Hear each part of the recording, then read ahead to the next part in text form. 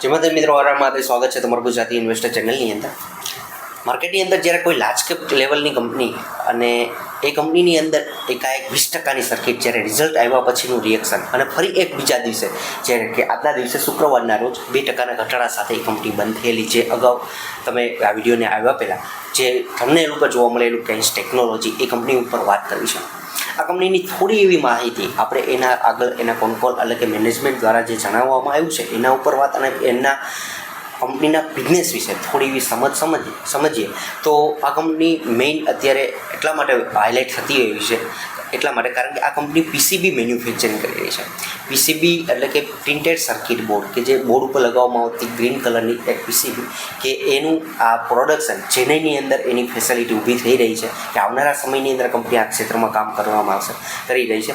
આ સિવાય બીજી એક ઓસાઇટ ફેસિલિટી, જે ઓસેટ ફેસિલિટી શું છે કે outsource semiconductor assembly and test, કે જે કોઈ ચીપ બનાવતા એટલે કે સેમિકન્ડક્ટર બનાવવા માટેની આ એક પ્રોસેસ છે કે જેની અંદર એસેમ્બલ કરવું, ટેસ્ટિંગ કરવું, પેકેજિંગ કરવું, આ તમામ પ્રકારના વર્ક છે એ આપણા ગુજરાતની અંદર સાણંદની અંદર આ કંપની પોતાની ફેસિલિટી ઊભી કરી રહી છે.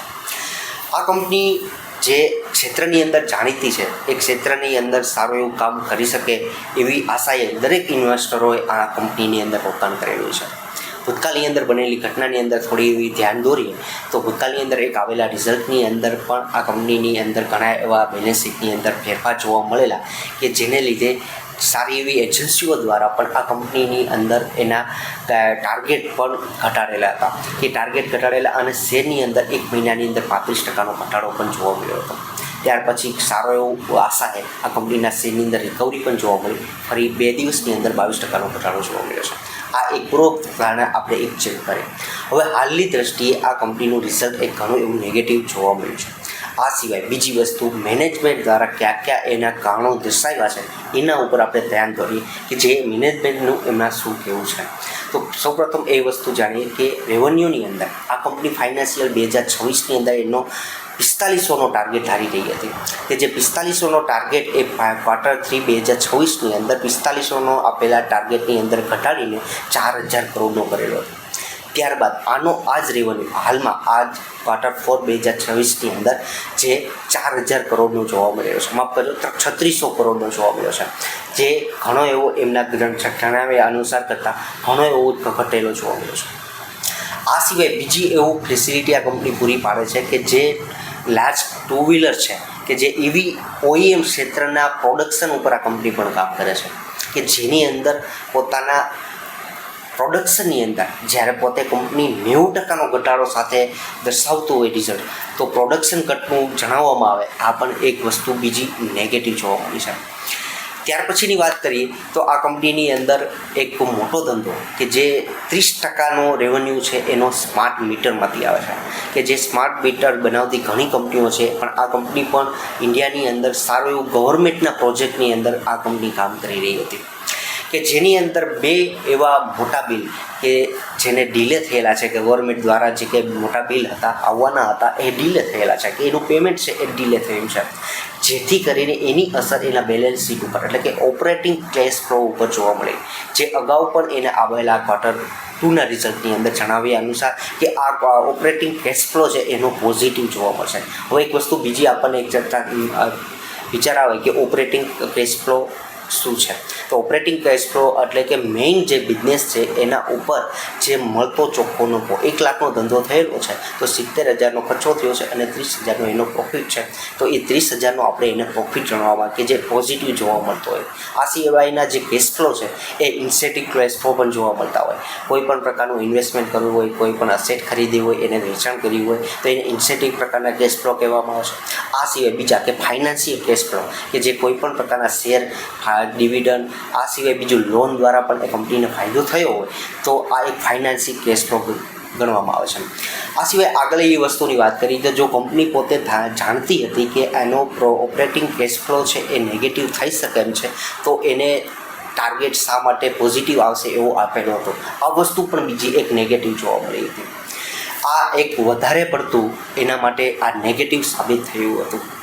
ત્યાર પછી એની સારી વસ્તુ કઈ કઈ જોવા મળે કે જે ઇલેક્ટ્રોનિક મેન્યુફેક્ચરિંગ ક્ષેત્રના આ અલગ અલગ એરોસ્પેસ, રેલવે ક્ષેત્રના, IT ક્ષેત્રના દરેક ક્ષેત્રના ઇલેક્ટ્રોનિક ગેજેટ જે કાંઈ તૈયાર કરે છે એની અંદરથી આ કંપનીને 70% ધંધો થાય છે, કે જે એ ઘણો એવો પોઝિટિવ પણ જોવા મળ્યો છે. આ એક પોઝિટિવ વસ્તુ પણ ધ્યાને આપણે દોરવી જોઈએ.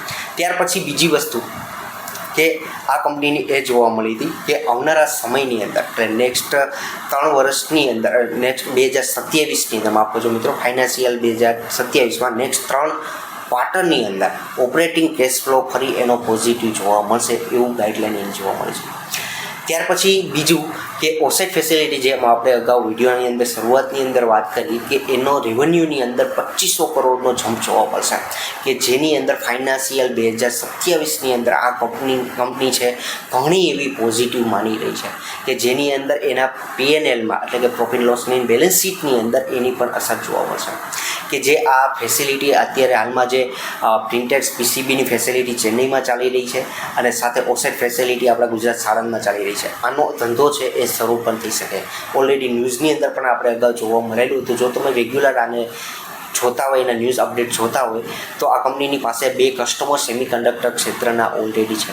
ત્યારબાદ બીજી વસ્તુ એ પણ ધ્યાને આપણે રાખવી જોઈએ કે આ કંપની અને જે ક્ષેત્રથી બિલોંગ કરે છે એ ક્ષેત્ર સારું એવું માર્જિન બિઝનેસ ધરાવતો ધંધો છે. દરેક ક્ષેત્ર, આ ક્ષેત્રની દરેક કંપનીઓની અંદર 15થી 16% માર્જિન જોવા મળે છે, કે તે જે એનો ગ્રોથ છે એ 15થી 16% જોવા મળે છે. આ સિવાય કંપની દ્વારા પણ એ વસ્તુ પણ જણાવવામાં આવી છે કે જે 15થી 16% માર્જિન ગ્રોથ જોવા મળ્યો છે એની કરતાં પણ વધારે અમે ગ્રોથથી કામ કરીશું, કે જેની ગાઈડલાઇન છે 2027ની અંદર જોવા મળી રહી છે. આ બધી જ વસ્તુ સામાન્ય રૂપે જો તમે શાંતિથી સાંભળીને સમજ્યા છો તો આની અંદર હાલની દ્રષ્ટિએ જે મેનેજમેન્ટ દ્વારા જોવા મળેલું છે એની અસર શેરની અંદર તો આપણે ઓલરેડી જોયેલી છે. હવે ત્યારબાદ જે અત્યારના આવનારા સમયની અંદર જો આ કંપની ફરી વખત પોતાના ગાઈડલાઇનની અંદર મિસ કરે છે તો આ કંપનીની માટે ઘણું એવું નેગેટિવ સાબિત થઈ શકે. એનો અર્થ એવો નથી, પણ જે ક્ષેત્રથી આ કંપની બિલોંગ કરે છે એ ક્ષેત્ર સારું એવું ગ્રોથ માટે જાણીતું છે. કારણ કે આ જ કંપની છેલ્લા 4 વર્ષનું પરફોર્મન્સ જોશો મિત્રો, સારામાં સારું પરફોર્મન્સ આપેલી છે. એના ક્ષેત્રની અંદર સારા એવા અનુભવી અને સારા એવા માર્ગદર્શન કહી શકે એવું કામ કરી છે. એ ક્ષેત્રની અંદર પણ આ કંપનીએ પોતે અલગ અલગ ફેસિલિટી સાથે એને પ્રોજેક્ટ પણ વેરીફાઈ કરાવેલા છે, એટલે કે એને ડીલ પણ થયેલી છે. એટલે એ ક્ષેત્ર ઉપર પણ આ કંપની પોતાનું સારું વર્ચસ્વ ધરાવે છે. બીજી વસ્તુ, જો તમે એવું વિચારતા હોય સેમિકન્ડક્ટર ક્ષેત્રે, PCB ક્ષેત્રે આવનારા સમયની અંદર જો 80થી 90% આપણે ઇમ્પોર્ટ ઉપર કામ કરી રહ્યા હોય અને આ કંપનીને 15થી 20%નો ધંધો જો મળી જાય તો આ કંપની માટે ઘણું એવું પોઝિટિવ સાબિત થઈ શકે. આ બધા જ પોઈન્ટ સાથે મેનેજમેન્ટની આ મળેલી કોમેન્ટ્રીના લીધે અને સાથે જે મેનેજમેન્ટના દ્વારા આપવામાં આવેલી ગાઈડલાઇન કે જે મોટી મિસ થતી જોવા મળી છે આ રિઝલ્ટની અંદર, એની અસર કેન્સ ટેકનોલોજીના શેર ઉપર જોવા મળી છે.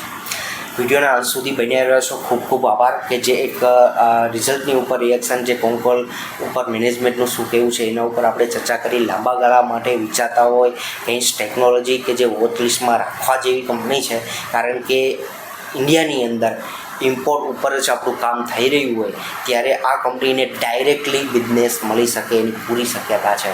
જે કંપનીઓ આ ક્ષેત્રની અંદર પહેલું ડગલું ભરશે એને મોટો બિઝનેસ મળવાની પૂરી શક્યતા છે. આ વસ્તુ એક પોઈન્ટ ધ્યાને રાખજો. આ કંપની માટે ન્યૂ બિઝનેસ એને પ્રોફિટમાં લોસની અંદર સારો એવો જમ્પ પણ અપાવી શકે. ફરી વખત વાત કરીશ. વિડીયોના અંત સુધી બન્યા રહ્યો છો. ખૂબ ખૂબ આભાર. Thank you.